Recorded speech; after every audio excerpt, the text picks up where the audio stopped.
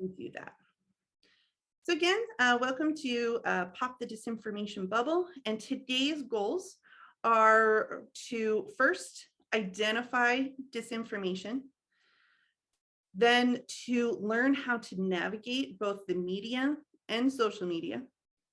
Next, then, after being informed, we want to exercise our empathy muscles by understanding how all of our brains work, and then to use that knowledge to help others then to be able to see the truth. So why is this important? Why are we talking about disinformation here at the start of 2022?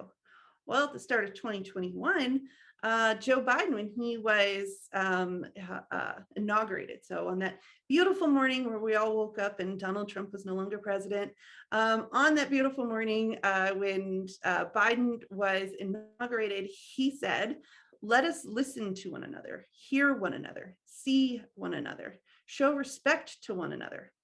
Politics need not be a raging fire destroying everything in its path. Every disagreement doesn't have to be a cause for total war.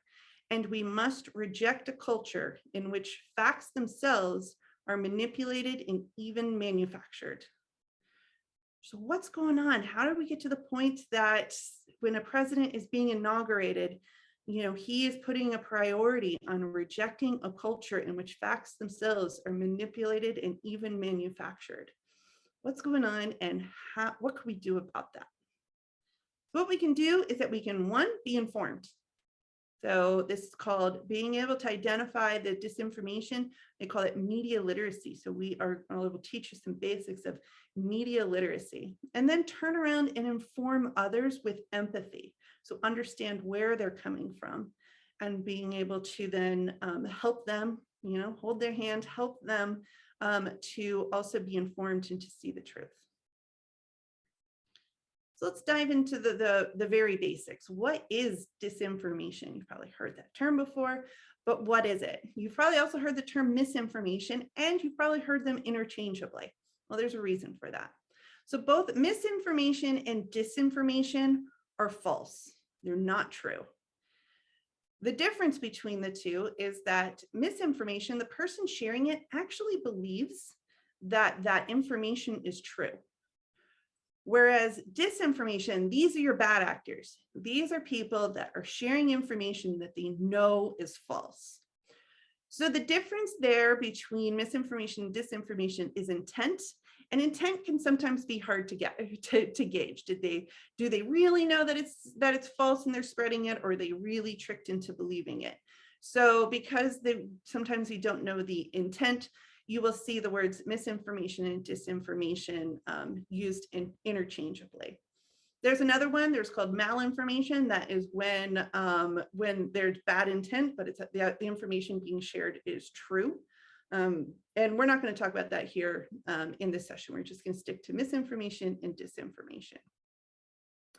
There are several forms of disinformation that you will see out there when you are scrolling through news sites, or as more often as we do, scrolling through your social media feeds. You will see all of these types of disinformation and misinformation out there. So this is coming from a report where it's actually a training module that came out of UNESCO, so the UN. It's called Journalism, Fake News, and Disinformation. It actually came from 2018. And again, this is from the UN, because this problem of disinformation and misinformation is not something that's happening just in America. And it's not something that's just happening now. It's been going on for quite a long time. So this is a global problem. And what UNESCO is doing, their way of countering it is by creating these training modules that are actually for schools. These are for young people to learn how to navigate the media.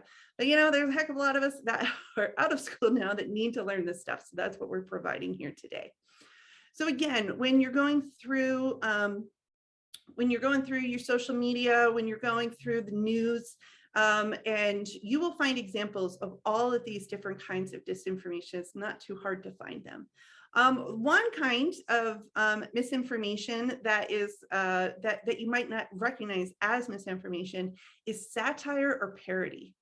So those jokes, you know, are that those parody jokes, that is actually technically it's kind of misinformation. It's false information, but it doesn't have that intent to harm. It doesn't usually have that intent to harm. There's also misleading content. So this is where something is the framing around information is different than what is intended. You see that I'm sure you can find examples of that, and we'll show you one in a minute. And then it goes all the way over. So as you go over to the right, it becomes more harmful, and that's 100% false information that is just there to deceive. Another kind of misinformation that you'll probably see a lot, and I know this is the one that really, really annoys me, is when the headline and the content of the news article do not match. When the headline itself, that is actually a kind of misinformation. It's really frustrating to see trusted news sources do that. That is, like I said, that is a kind of misinformation. So we're going to go over a couple examples. So keep these different types of misinformation in mind. And you don't have to take a bunch of notes. We have so a handbook is on the website for this that covers all of this information. So you don't have to take all the notes. You can just grab the handbook and use that as your notes. All right, so how do we get here? How do we get to the point that across the whole globe, you are seeing this level of disinformation? Again, this comes from the UNESCO, is that there are these three interchangeable pieces that we all rely on. There's three pieces to this system and they all rely on each other. So the first piece is the media as the information provider. They then inform the citizens, who then vote and make good decisions to elect and re-elect people who are going to perform good governance. And then the government and the media then report what the government is doing back to the citizens. That's the way this cycle is supposed to work. So what happens when one of those pieces is no longer working? So that media piece, that reliable media piece, when that is no longer there, you don't have informed citizens who are then making informed choices about creating good governance, and you don't know what's going on in the government. So you have this lack of trust in the government, right? So what happens when the media is no longer there that we can rely on for information? And how did that happen? So in what they call the pre-digital times, I don't know, I'm old enough to remember when there were 3 knobs on the TV, right? We didn't have a ton of channels. There were 3 knobs on the TV. I remember, getting the newspaper. Luckily, I'm in a town now, South Bend has a really good actual newspaper. You go to the cafes, everybody's actually reading a physical newspaper. But that's most towns, even cities of this size don't have that anymore. So there was this pre-digital time where there were less sources of news. And then those sources of news used something called, it was the gatekeeper model, where there was a good journalistic practice that fact-checked everything before they published it. Doesn't mean that back in the day that media was perfect, but there was this fact-checking quality to the news. And also because there were fewer sources, it means that we had a shared experience of the news. So even if we were interpreting in different ways, at least we were getting the same information. All right, so fast forward to now, where we are swimming in a soup of information, right? There's not 3 channels, there's a million channels. There's social media. Information just flies at us from every direction that we possibly want it to. And there is no longer those gatekeepers that are doing the fact checking for us. We have to do that. We are now our own gatekeepers. We have to, for ourselves, as we're swimming through and filtering through this information, we need to determine, is it true or is it false? So turns out our brains are really bad at that. We're really bad at determining if something is true or not.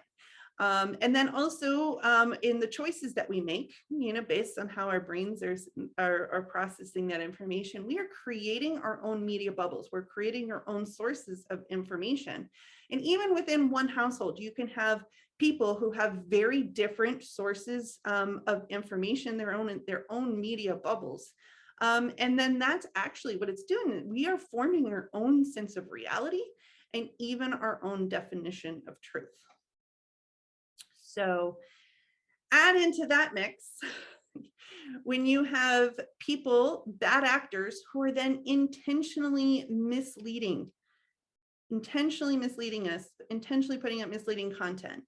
So that even further lowers that trust and lets us slip further into our own reality. So sorry, that's a little depressing, but that is where we're at. That is why we're here in talking about disinformation.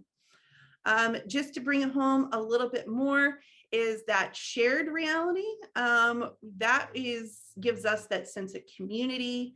We have we have a sense of trust, empathy, and when we're in our separate realities, then that brings around loneliness, distrust, apathy, and we're social beings, right? We're not supposed to be alone. We are social beings. So we turns out, like I said, number one, we're really bad at processing the truth.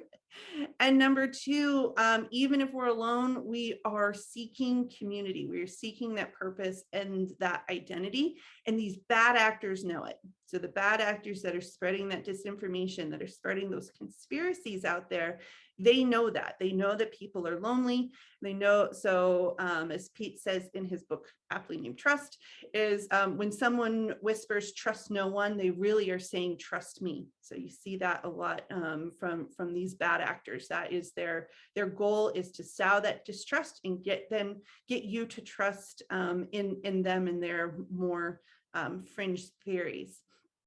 And a lot of these bad actors, you see them, they're coming from fringe groups who, do not have popular views. So they have to push this disinformation to prevent a majority and actually prevent democracy. So we're like, why are the bad actors doing it? Well, that's what they're doing. They're trying to prevent a majority and prevent democracy. So what can we do about it? So let's go on the positive. What can we do about it? One is to be media literate, is to be informed and to understand how to navigate this world of media and now social media. The first thing is to curate your sources. So where are you getting your information from? And, when you're deciding, is this information trustworthy or not? To give yourself some tools so you can, plug that into that calculus that's going on in your head that's determining if something is true or not, or something can be trusted or not, or is it more of an opinion, or is it more opinion, or is it more fact? A resource that I really love is called Adfonts Media. They analyze the news and then plop it onto this chart of media bias chart. So on this chart, you will see that things that go left or right, this is a bias. Either is it far right bias, far left bias, or is it somewhere in the middle? So if you're looking for an impartial source, you want to stick to the ones that are closer to the middle, the left, right, middle. And then the up and down, the closer to the top, those are the ones that report original fact reporting. They're reporting facts. And then as you go to the middle, they're reporting more on opinions. And then down at the bottom, they're just making stuff up. They're reporting absolute fiction. So when you are scrolling through, your social media feeds, and you see news, you see a news,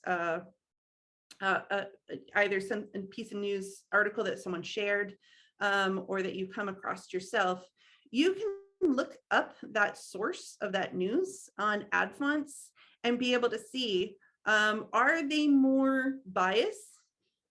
Are they more fact or opinion? It's hard to tell fact from opinion. There used to be, at one point, a good journalistic practice where if something was an opinion, they stated opinion right at the very beginning.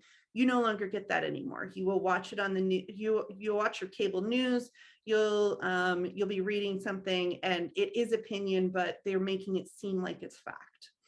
And then also bias, right? We are biased. However you're biased, we are biased anyway. So you might be a little more blinded to bias. That is something you agree with, and you might be overly sensitive to things that you disagree with. So this can help you be more neutral in deciding where those where that media source, where is it actually at? Doesn't mean that you disregard something that is more to the left or to the right or to the top or to the bottom. Doesn't mean you don't read it. It just means put that into the calculus of when you're deciding if something is true or not. Also, you might want to mix things up if you find that most of your sources are coming from one perspective on this, on one particular side of the bias. Maybe mix it up a little bit just so you can get a little bit better at recognizing some of that bias yourself. All right, we're going to go do a little exercise to kind of teach you of how to recognize disinformation and misinformation if it does exist. Is this legit? So maybe it is. Maybe this is legit, or perhaps it is misinformation. So we're going to start with this one that came out a little over a week ago. Was, as you can see down at the bottom, if you have Twitter, you can see it has 50,000 likes. That is very, and then almost 13,000 retweets. This is a heavily circulated tweet. And it says, the fact that Clarence Thomas's wife was one of the organizers of January 6th should be mentioned every time SCOTUS is in the news, in my honest opinion. So in chat, let us know. Is this legit? Yes or no? Is this legit? Yes or no?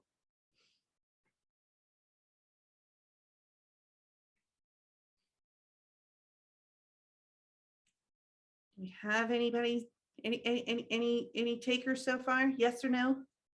We have a lot of no's. We have all no's. Good. Good. All right, let's analyze this. First of all, check the original source. There is no original source. There's nothing tagged here. There's no news story tagged here, right? There is no original source. This is a person yelling into the void. Also, the person who's posting it is a stand-up comedian. Again, one of the kinds of misinformation is parody. Maybe this was parody. Maybe everyone that shared it is in on the joke, but also maybe not. Right? The problem with entirely word-based social media is you can't tell sarcasm. There's no agreed to font for sarcasm, so you can't tell. So if he was joking, and we don't know, one, we don't know if he's joking, and two, we don't know if everybody that shared it knows that he's joking, or everybody that's read it knows that he's joking. So he, where is it posted? It's posted on Twitter. So take that into account when you're deciding on whether or not something is true or not. And then there's a big one I call the smell test, for whether or not something is to believe as to be true. For me, it's kind of like check your bias. It's like, I might be like, you know what? I don't like Clarence Thomas. I don't like how political his wife is. That's something I don't like. So we could be like more than likely to believe something bad, something very bad about somebody that we don't like. So for me, that's a smell test. Is this is like, okay, there's a piece of me that's like, well, it could be true. It feels true. That doesn't mean it's true, right? That does not mean it is true. So actually, this was on PolitiFact. They rated it as false because there is, there's no evidence that Clarence Thomas's wife was involved in organizing January 6th. She was not. They've been indicting people. She was not one of those that was indicted. So we can pretty safely say that she was not one of the organizers of January 6th, as far as we know. And what does this fall under? So if you go back to originally when I was saying what are the different kinds of disinformation, I don't know if this was satire or parody. If it wasn't, then it was entirely made up, right? There's no evidence suggesting this whatsoever. This was just entirely made up. But this is one of those things that, repeated lie over and over becomes true. This is something that could quickly, easily become true, that whenever anybody, you see this enough times, and now whenever a group of Democrats get together and talk about Clarence Thomas's wife, they're going to say, oh, well, she started January 6th, right? That is something that can very much happen. And that is, if we're somebody who values the truth, we should be countering that, even if it is about somebody we don't particularly like. All right, we got another example. We're doing a twofer tonight on is this legit? Is this legit? 458 U.S. officers died in the line of duty in 2021, highest since 1930. And then the story goes on, starts off by telling you how any officers have being shot, stabbed, or run over are risks that come with the job, but not since 1930 have as many officers died in the line of duty. Is this true? Is this legit? Yes, no, yes, no.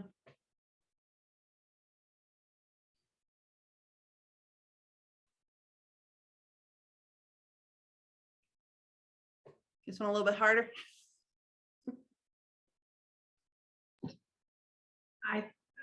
I think we're having a consensus that it is true. And then then someone's saying, well, but it's from Fox. So we're having, and then we've had some maybe. So I think we are very much tending toward this is true. All right. All right, well, let's do an analysis. This one's kind of hard to do an analysis to try, because I mean, if you check the original source, so this is a Fox News. That's a local Fox News. So this isn't Fox News. This is out of Columbus, Columbus, Ohio. So it's the local Fox News, it's from their staff. It's recent, right? There's no spelling mistakes anywhere. So everything so far looks legit. The original source was a report by the National Law Enforcement Officers Memorial Fund. That's the only piece that's like from the smell test could be like, not that there's anything wrong with the National Law Enforcement Officers Memorial Fund. That sounds like a very, a solid pursuit. The thing is, it's just like, well, I like to say, it's sometimes easier to go through life understanding that everybody has their own agenda. Right? So what would be the agenda of the National Law Enforcement Officers Memorial Fund is to show that, how dangerous, that it is to be an officer, and it is, right? And so any data that they can show that it is dangerous to be an officer, it's just like, yeah, I can see them wanting to put that out there. So that's the only thing that could be a little bit of a hint of a smell of what's going on. You got to read a little bit further down. They don't talk about it at all in the article, but they do put in a little bullet points saying, about the deaths. And even though they don't mention it all other than this little bullet point, it does say that 301 of those officers died of COVID, right? That's a little misleading then when you're saying that it's the highest since 1930 without putting a caveat on there that they died of COVID. So I've seen lots of other stories where this was reported. They took this report from the National Law Enforcement Officers Memorial Fund. They took that report, they took the press release, and they applied some of this basic analysis to it to say, but most of them died of COVID. And actually, if you look at crime statistics across the US, crime is down. The data shows that crime is down significantly. So a good reporter would take this coming from this memorial fund, who obviously has an intent to show how dangerous law enforcement is, and mitigate that with other pieces, including showing, highlighting what their own report says, that 301 of them died of COVID. So this would be considered to be false context, right? This is burying the lead a bit there, I would say.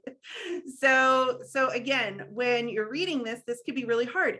It's true, but it's also taken out of context. So two people can read this in very different ways, right? In this case, two staff people that work at, at the news, they can either just report exactly as that memorial fund handed them put out that press release. They could just put it out word for word, or they can do a little bit of extra work and look into it. Also, when you're reading it, you can read it and believe it word for word, or you can do that little bit of extra work and analysis and find the context for yourself. So this one was hard. And you can see how then there can be disagreements then between who is reading this. If you're reading this as somebody who believes that crime is incredibly high in the US and it's that #1 priority for you, you're going to read this because it's going to confirm what you already believe about crime being, rampant in the US. Which, if you go to more of our conservative news stations, that's what they're all reporting on. Whereas if you know the statistics, the data where it shows that crime is actually very low at the, in the past couple of years, then you would be able to read this differently. You'd be able to see that this is something that was taken out of context. So that's a hard one. All right, so I'm going to give you a couple more resources for how to then build up this media literacy piece on your own, because it's going to take time. One, this is a great, nice little poster from our librarian friends showing you how to spot fake news. So if you want to grab this as a JPEG or a PDF, we have a link for you to be able to grab that and share it on your social medias, and also for yourself to look it over. So these are the things that we've kind of gone over, but it's laid out in a very nice way. Good way to share that, like I said, with people that you know and on your socials. Another one, this comes from Clemson University. It's called Spot the Troll. This is actually a really hard quiz. I find it to be very hard. This teaches you how to identify fake social media accounts. And like I said, it's really hard. So I recommend taking the Spot the Troll quiz, and also to be sending it to people so you can further be informed of those bad actors that are out there.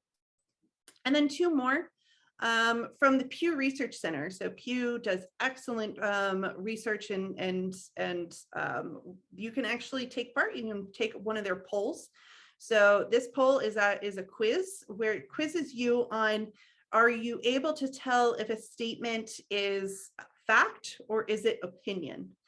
And then at the end, they show you then the updated poll with your information in there, so you can gauge how you did, and then also how others do as well. So I really recommend that one, because it's becoming harder and harder to watch TV, or like I said, scroll through your social media and being able to tell which of those news articles is fact and which one of those is actually opinion.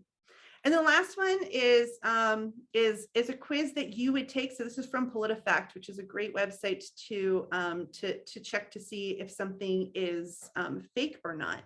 But if they haven't done a report on it or not, you can pull up a news article, and then you can take this quiz alongside of reading the news article to determine if that news article is real or not.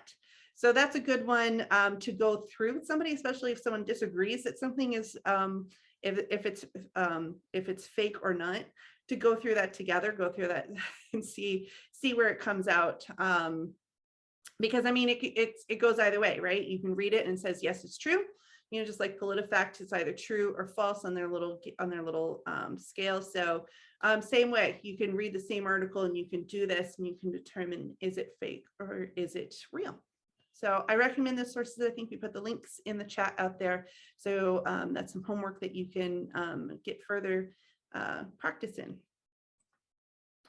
All right, now we're going to go in and we're going to talk a little bit more about social media, how social media works. So just real quick, we're going to talk about how so social media, probably heard it before, Twitter's not the real world. Right? Social media, that's not the real world. You are not sitting in the real world. You are sitting in the world of an algorithm. It is all zeros and ones. It is one big giant algorithm. It doesn't. So the things that you say and how that something becomes popular or whatever, it's not the same as the real world. It's all based in an algorithm. And there was the story that came out at the end of last year that, when Facebook was designed, continues to be designed, that algorithm that runs Facebook behind the scenes, that it was built so anytime somebody put an angry emoji as a reaction to something, that was then spread to more people. That was spread more than anything that was good. So it does. The algorithms were built to have this bias for negativity. So anger and hate is the easiest way to grow on Facebook. So we definitely see instances of that. And then there's also something called super spreaders. So in the world of social media, you have these bad actors who are known. We know who they are. It's not like the social media platforms don't know who these bad actors that are spreading the disinformation are. They know who they are. You can know who they are. They're written on the screen right now. So they're right there. These are the really bad accounts. And they are responsible for spreading the most disinformation. And so we can know who they are, so we can spot them. So if one of our friends is sharing stuff from them, then we know that it is disinformation. But in talking about like on Facebook, when you're talking about the negativity is what spreads the most. Well, you can see that reflected. So there's something called Facebook's Top 10. They every day someone out there and records who are the top 10 most top performing posts on Facebook, and you can look at it every day. You can scroll through their Twitter feed, you can see every single day, and it's almost always people on the far right that are just spreading this absolute anger and hate, right? They're always in the tops of the top 10 of Facebook. So like I said, when you are on social media, just be aware that there is a real, any kind of negativity is going to be easily amplified, and any kind of positivity is going to have a real hard time getting through. So you really got to, when you want to put something good out there, you got to put it out more, you got to put it out more often, because you are fighting against the current on social media. And then also for super spreaders, if this isn't an organic thing, it's not like people are organically making these things popular. There are super spreaders out there who are bad actors that are taking this information and artificially inflating this negative information out there. So on a positive side, if these platforms ever wanted to, they could just go through and disconnect the accounts of all of these people, and they would be able to stop disinformation. It could happen at any moment. For over here, when you're looking at the 20 super spreaders of pro-Trump Twitter accounts during the general election, the big one was kicked out. That was Donald Trump himself. His Twitter account was taken down, and we saw an immediate plummet in the amount of disinformation and spreading that big lie. So it has a big impact. And you see that Twitter has become more and more apt to kick out some bad actors, but clearly not as many as they should be. So just keep that in mind, that what you're seeing out there on social media is not organic. It has this propensity to be negative. So what do we do about it? Again, let's not quell on the bad stuff. Let's go right into giving you agency for being able to do something about it. So again, if you see some bad disinformation posted online, what do? First, you stop. Anytime you click on a post, a negative disinformation post, anytime you click on it, you are telling that algorithm, I really like this. This is so important. More people need to see it. So even if you're clicking on it and you're putting a comment in there where you're calling that person every name in the book, doesn't matter. The algorithm thinks that you love that person and you want more people to see them. You are helping that disinformation every time that you click on it. The only thing you could do to click on it that isn't going to help them is if you click on it and you report that tweet as disinformation. If you're not going to do that, then don't click on it at all. So ignore it, walk away. And if you're really mad, and Lord knows, I get really mad on Twitter sometimes, and I just have to, right? I can't help it. I just have to. I'll type whatever I want, and then I hit the little X on the top. I hit save. I leave it in my drafts. So I get it out, but it never goes outside of my phone, right? I leave it in the draft. So you really have to just get it out. Also, to help others, if you're scrolling through social media and you see that your friends are posting and sharing disinformation, slide into their DMs, put your arm around them and say, hey, share these best practices with them. And then the most important thing, you ignore it, and then you've got to amplify the good stuff. Like I said, that good stuff is swimming up against the current here. It really needs to get out there.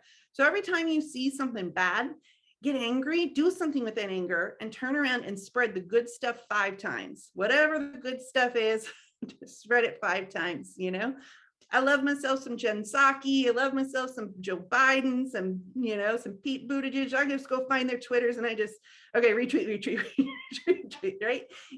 Find the people you like and get the good stuff out there 5 times. That's your reaction to anytime you see something bad.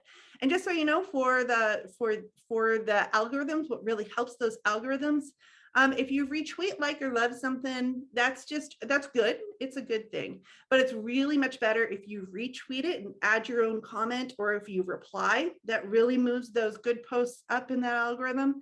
And the best thing you can possibly do is post good stuff. So if you see a news article that you really like, post it yourself, or post, your own personal stories. Those are super important. If you can sit there and post your own stuff, that is really going to really help amplify all of that good stuff.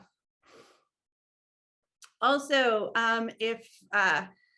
do not retweet a bad tweet at all, even to say that it's bad. Again, you're helping the algorithm.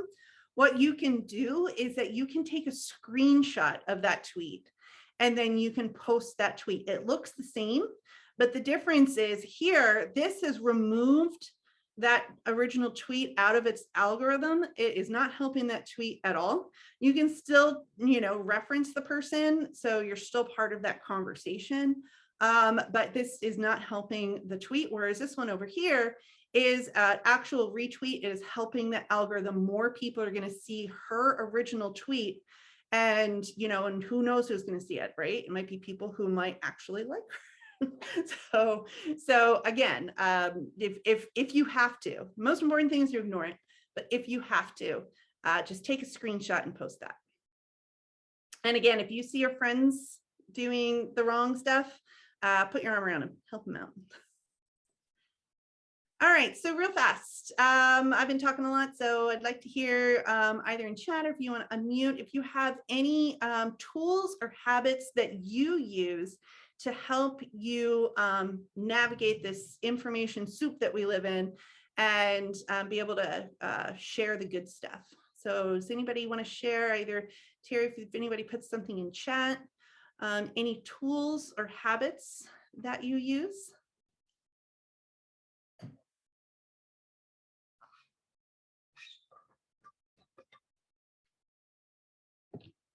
I'm not seeing anything yet, but I just want to tell you there was such good reaction to those yellow background slides on what to do and what not to do, that I think I think those are the lessons that we all want to take away from this. And I just added in the chat, it was something from Dan Pfeiffer, who was in the Obama administration, and he said in his blog, don't retweet someone's tweet unless you would donate to that person. And once I read that, I thought, okay, that is a simple rule, Exactly. Yeah, I like that. That's a good way to think about it. That every tweet, it's a vote for it. And it's also, it's like it's a vote for that person. All right, we're going to move on because we only have 10 minutes left and I want to get through the empathy side, right? So let's talk about our brains. How do our brains work? How do our brains interpret truth, right? This is everybody's brain. It's not my brain. It's not somebody else's brain. This is all of us. This is you and all of us. This is how brains work. Is we're swimming through this soup of information, and a new piece of information comes and it bumps us on the head, right? So you're scrolling through your feed, you see a news source, you see a piece of info, and instantly, boom, you don't even realize that your brain does it instantly. In one split second, your brain is asking itself 5 questions to determine if it's true. The first question is one you probably can actually feel yourself doing.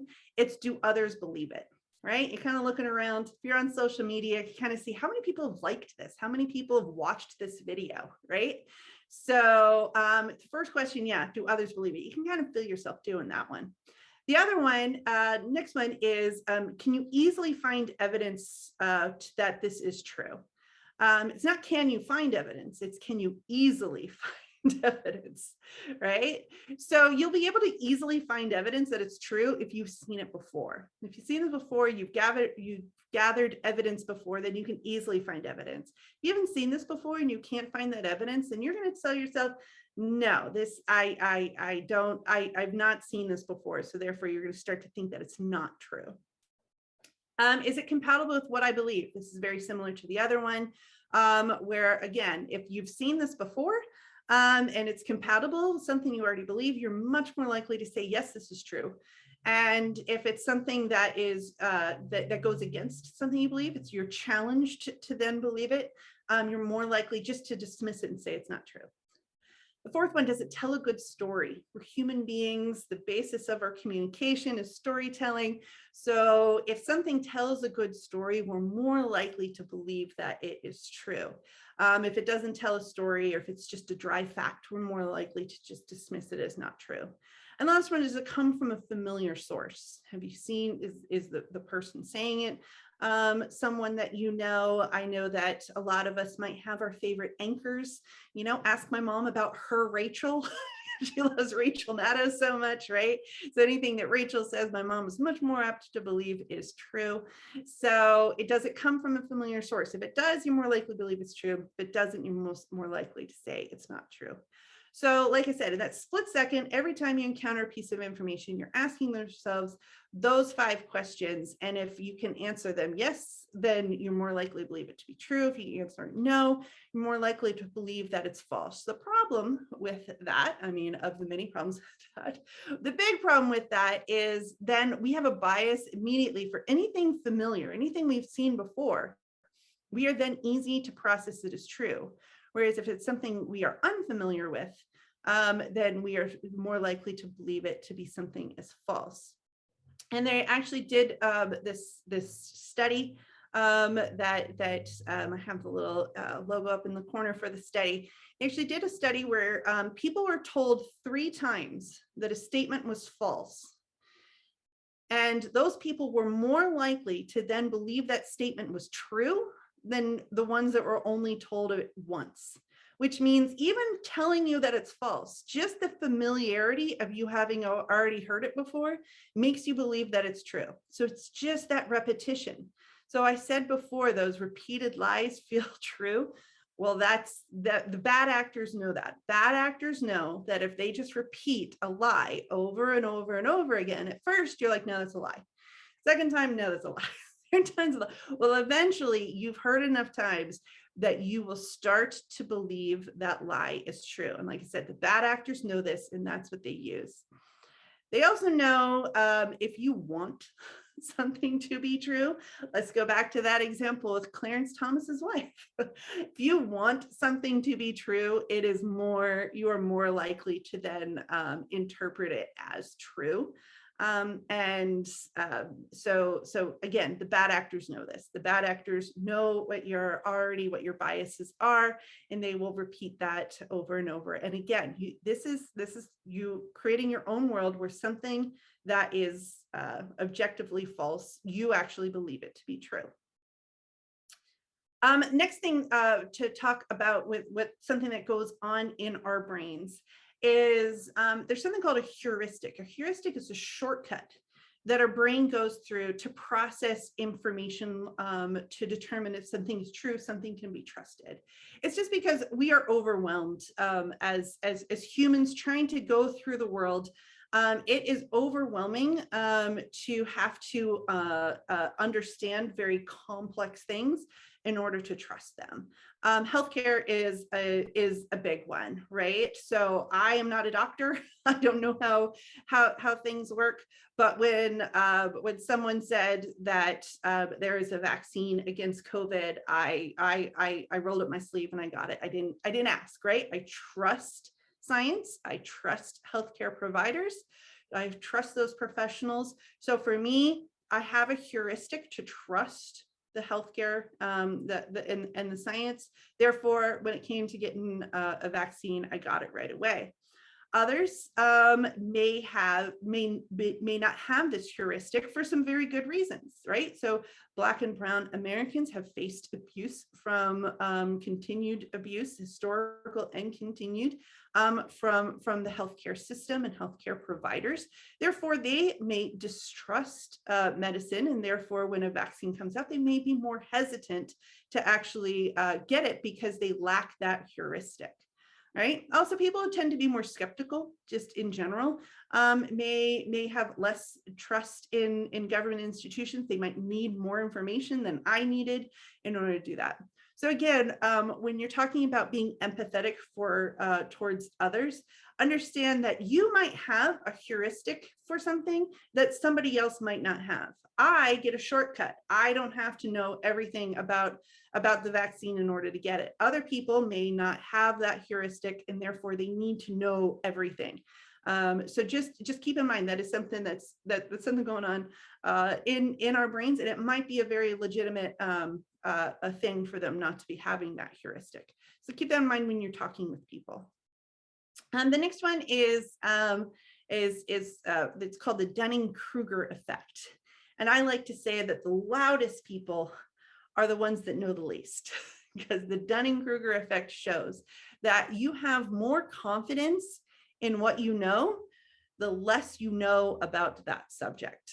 So the reason is you don't know what you don't know. You have extreme confidence because you don't know what you know. So like I said, the loudest people tend then, the most confident people in their stance tend to actually not really know much about what they're talking about. And then the way to then to help somebody who is overly confident, yet they really don't have much information, is to kick them off of what the Dunning-Kruger effect calls it, Mount Stupid, to kick them off of that high peak. And you do that with what's called the illusion of explanatory depth. And I'm sure you've all felt this, that you might think that you really have a good grasp on a subject until you have to turn around and teach it to others. So use that on somebody who seems super confident in their knowledge and ask them, explain that to me. You may feel like you are pushing them further into their beliefs by asking them to explain it to you, right? That feels a little contradictory. But really what you're doing when you say, explain that to me, you're challenging them to face that they don't know everything. They don't know something. And you're knocking their confidence down a little bit, and you're getting them to be able to open up to that they don't know everything, and then they got more to learn. And so yeah, by going to somebody and asking them, explain that to me, tell me more about that, is actually the way to get them to become open up and be able to see where they might be wrong. So we're going to bring that all together real fast here at the end. So how do we use that? Those ways that the brain works. How do we use that to help get through to people so they can pop that disinformation bubble? Well, first of all, is anytime that you're talking with people, you want them to listen to you. The best way to get them to listen to you is to be vulnerable, to show vulnerability. That is creating that trust between them. So if you're talking to somebody who refuses or to get vaccinated, you can say, hey, you know what? I'm scared too. You know, I was really afraid when I was getting the shot. I didn't know what the side effects were going to be, but I am so relieved that I got the vaccine, and now I don't really have to worry much about getting COVID, right? So start with that vulnerability, right? And then the next thing we said, repeated lies become truth. Well, it works the other way around too. Repeated truth is how they're going to hear the truth. So pick a line and just put it on repeat. So in this case, the best way to protect yourself and get relief is to get vaccinated. Don't change up the words. Don't say it 100 different ways, thinking one of those 100 different ways is going to get through. They need to hear the same thing over and over and over again. Again, this is how the bad actors work to get them to believe the lies. This is how the good actors work to get people to believe the truth. So again, just pick a line and say it over and over and over again. You might feel like you are insulting that person by saying the same words over and over again, but they actually won't hear it the first time, second time, third time. They won't even hear it. So you're the only one that feels like you're being rude for repeating yourself over and over, because like I said, they don't even hear it. And also the big thing is to be talking to people that you know, again, that familiarity piece. If they already know who you are, they're much more apt to listen to you. So be talking to people that you know in your personal network who may, like I said, be believing in disinformation. And then the last piece, again, going back to explain that to me. So reiterating that when somebody is talking to you and they're sharing disinformation, especially if they sound very confident in that, ask them to explain it to you. And then listen, don't interrupt, just be truly curious what they have to explain it to you, because this isn't to inform you as, you're getting to know them a little bit, but it's not to inform you, it's to expose to them that they don't actually, there's stuff that they don't know. Big piece, ignore the politics and don't talk about yours. Let's remove politics from this. I know I'm a political organizer and I'm saying don't talk politics when you're trying to correct disinformation. And again, I won't go through all this, but again, just keep it on the loop. Say those same words over and over and over again, and you will eventually. I like to use the metaphor of if you want to pop a balloon or pop a bubble, you don't press on it from all sides. That's not going to pop it. You just one little prick is what's going to pop the bubble. Same thing. Don't come at people with 100 different reasons why they're wrong. Just state one over and over and over again, and that's going to help them to realize what they don't know, and start them on that journey of being able to get more information and learn the truth. All right, so next steps, what to do after this. So I got you a little long. Sorry, I tried to keep it to an hour. But the next steps, one, you can download the handout for this so you can put that knowledge right into practice. And then also, if you need help having those conversations we were talking about at the end, we have our power series. If you go to our website, we have a power series of workbooks, so Unlock Political Power, Conversations That Break Through. They will help you be able to have those conversations, again, with people you know.